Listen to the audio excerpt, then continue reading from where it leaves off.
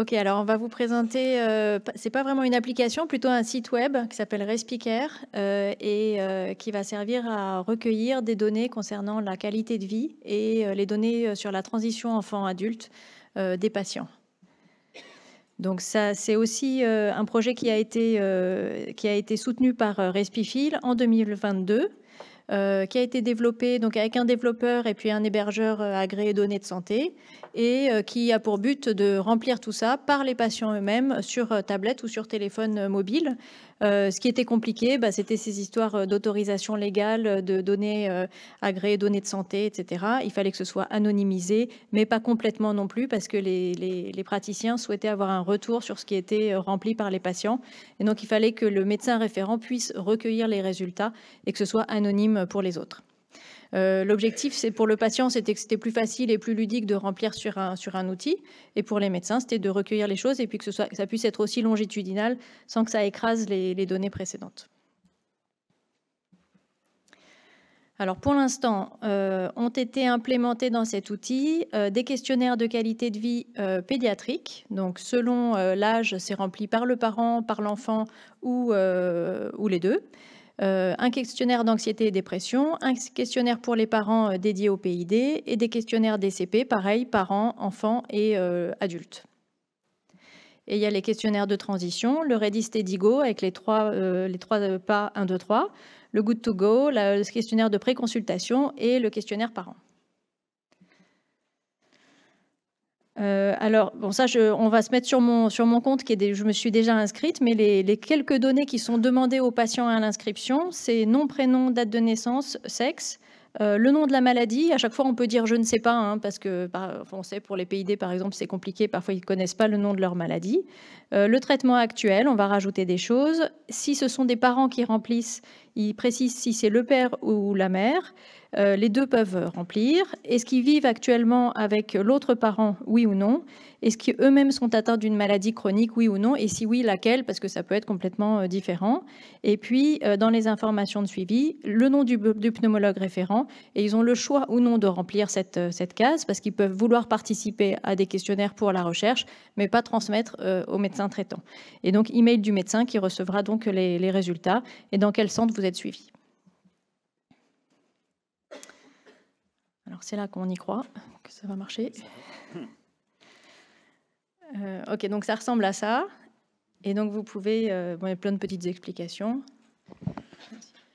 Alors voilà, c'est une première version, hein, bien sûr, mais que nous-mêmes, on n'a pas encore utilisé, qu'on a testé, et voilà, mais qui va être normalement ouverte à tous si vous voulez tester. Donc vous voyez que on peut déjà, quand on se préinscrit donc avec ce que vous avez expliqué Nadia, et puis ensuite on a le choix entre, sous instruction normalement du médecin, enfin répondre au questionnaire qualité de vie et d'humeur ou les questionnaires de transition. Donc si je fais les questionnaires de qualité de vie, voilà, on peut choisir assez facilement si on est le parent d'un patient, si on est suivi dans un service pédiatrique ou suivi dans un service adulte. Ça. On peut choisir donc la pathologie pour laquelle on est concerné. Puis ensuite, en fonction de l'âge, puisque les questionnaires sont adaptés à l'âge, que ce soit d'ailleurs pour les questionnaires qualité de vie ou les questionnaires de transition, voilà, le patient, le parent ou l'enfant choisit l'âge concerné. Et donc, du coup, automatiquement, en fonction de la sélection de l'âge, les questionnaires sont proposés aux patients. Et donc, c'est les questionnaires qui ont été validés, donc qui ont été retranscrits et numérisés. Et donc, ensuite, il suffit simplement de répondre aux questions. Alors, c'est plus facile finalement je pense, sur un téléphone mobile ou sur une tablette. En fonction des questions, voilà, on répond à toutes les questions. Je suis obligé de répondre à tout pour passer à la question d'après, mais heureusement, c'est quoi?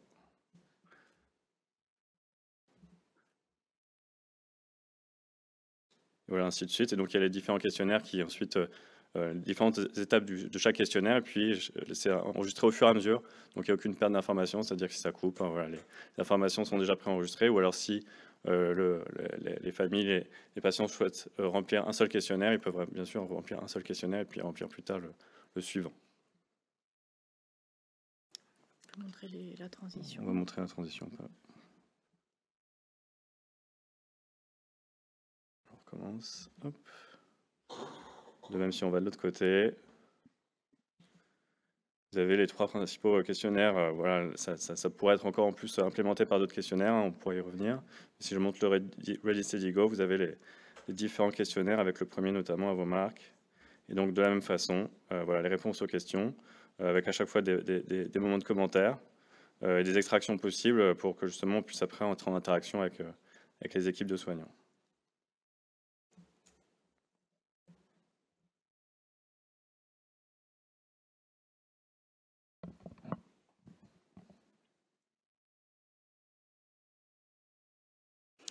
Donc, on l'a dit, hein, donc le parent remplit ses réponses, l'enfant aussi peut répondre. À chaque fois, il y a un consentement qui est adapté à l'âge et au statut, si vous êtes le parent ou si vous êtes l'enfant. Les données sont anonymisées, mais pas complètement, parce qu'elles sont donc transmises, si le patient le souhaite, au médecin référent dans l'un des centres, et seulement si l'email est renseigné. Donc, il y a aussi il va y avoir des loupés sur les emails, hein. Les données brutes anonymes, en revanche, peuvent être exportées pour tout le monde et analysées. Et le patient peut remplir un questionnaire, s'arrêter au milieu, peut revenir dessus et peut éventuellement re-remplir le même questionnaire si l'âge n'a pas changé pour avoir des données longitudinales. Voilà. Donc ça, c'est le début, hein. Ça a été mis en ligne hier soir, donc c'est vraiment tout nouveau. Évidemment, l'idée, c'est d'ajouter des questionnaires autant que vous le souhaitez, parce que le but, c'est de faire fonctionner maintenant cet outil. Peut-être aussi d'ajouter des documents qu'on pourra télécharger ou que les parents pourront télécharger là-dessus, ou simplement mettre les liens vers le site Respifil pour qu'ils sachent quels documents les concernent, et puis utiliser cet outil pour des études. Alors, testez-le, faites-nous vos retours. Il est encore temps de faire des changements dessus. Vous arrivez avec le QR code, vous arrivez sur le site et puis vous avez l'adresse du site. Pour l'instant, il est ouvert pour vous, hein, donc vous pouvez le tester, naviguer dessus et regarder ce qui vous plaît et ce qui ne vous plaît pas. N'hésitez pas à nous dire. Et puis, dès qu'on a le go administratif, ça devrait être pour début octobre, dès qu'on a toutes les autorisations, on peut commencer à en parler aux patients et à distribuer.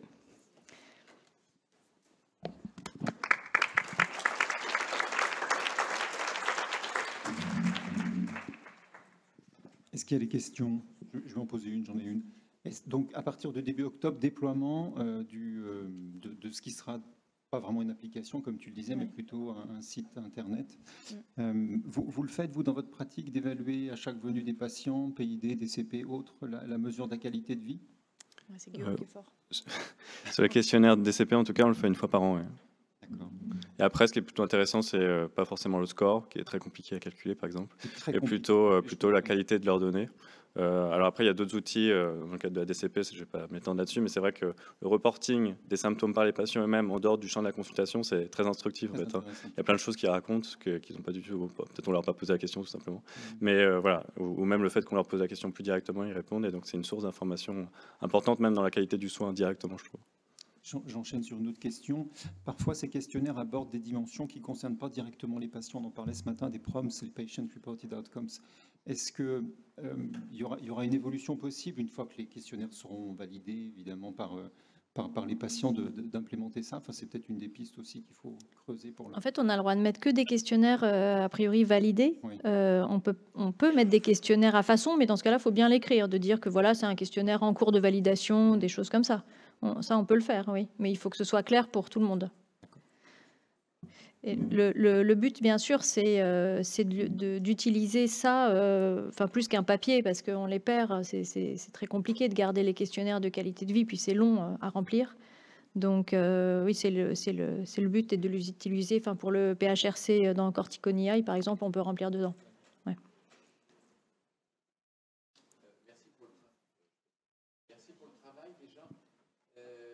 Moi, j'ai une question parce que nos collègues de pédopsychiatrie sont souvent un petit peu...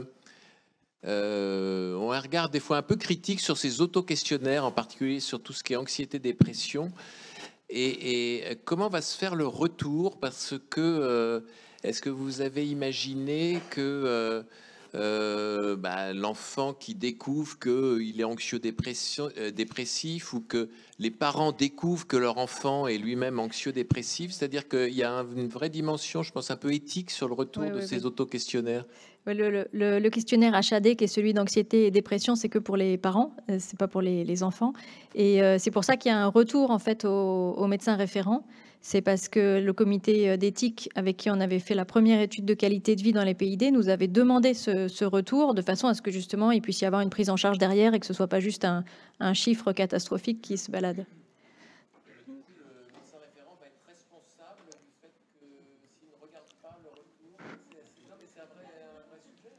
Si le patient a décidé de le partager avec son médecin référent, c'est lui qui récupère, en effet. Mais c'est lui qui l'aura proposé aussi. Nous, on ne va pas proposer le questionnaire. Donc, c'est le médecin qui propose et qui récupère. Bravo pour l'outil. J'avais une question technique, puisque c'est un outil qui va être aussi un outil de recherche, si j'ai bien compris. Donc, peut y avoir le papa, la maman et l'enfant, par exemple, qui répond. En fait, après, c'est anonymisé, mais ils sont liés comme s'ils étaient bien de la même famille, ou ça va être un papa lambda, une maman lambda et un enfant lambda qui ne sont pas liés dans l'analyse? En fait, ils sont liés par le biais de la réponse au questionnaire. C'est-à-dire quand ils s'inscrivent, ils notifient dans l'application s'ils ont un lien de parenté avec... Alors après, c'est du déclaratif, c'est pareil. Donc si on perd la déclaration, après, ça reste des questions obligatoires, si je ne me trompe pas. Mais ils mettent le lien de parenté comme ça. Donc on aura les liens en extraction. Après, nous, on n'a pas vu les exports encore. Donc, mais normalement, on a anticipé un peu ce problème-là comme ça. Après, il faut voir si ça... Donc il y aura une sorte de numéro de famille qui permettra de relier les... Ça, c'est ce qu'on voulait, le numéro de famille, sauf qu'en pratique, on ne détient pas cette information. Sinon, il faudrait qu'on la rende au patient pour que lui-même puisse dire, voilà, j'ai inscrit mon enfant, donc j'ai rempli le même numéro de famille. Donc là, on ne s'en sort pas. Donc, c'est que ça va être que par le déclaratif. J'avais une question aussi. Quel espoir vous avez en termes d'exhaustivité, en fait, de taux de participation par rapport peut-être à d'autres systèmes identiques qui sont faits dans d'autres maladies? Est-ce que vous avez déjà un petit peu regardé ailleurs? Est-ce que les associations de patients sont plutôt favorables à ce genre de choses? J'imagine que oui, puisque vous avez travaillé avec eux. On n'a pas d'objectif d'exhaustivité, on a un objectif de proposer l'outil de façon à ce qu'il remplace du papier. Au début, c'était vraiment ça. Après, c'est nous qui allons être un peu garants de cette exhaustivité. C'est-à-dire que si on prend l'habitude de leur demander d'aller sur l'appli et de remplir, ils le feront peut-être un peu. Si on ne leur demande pas, ils ne le feront pas. Donc, ça va être notre responsabilité.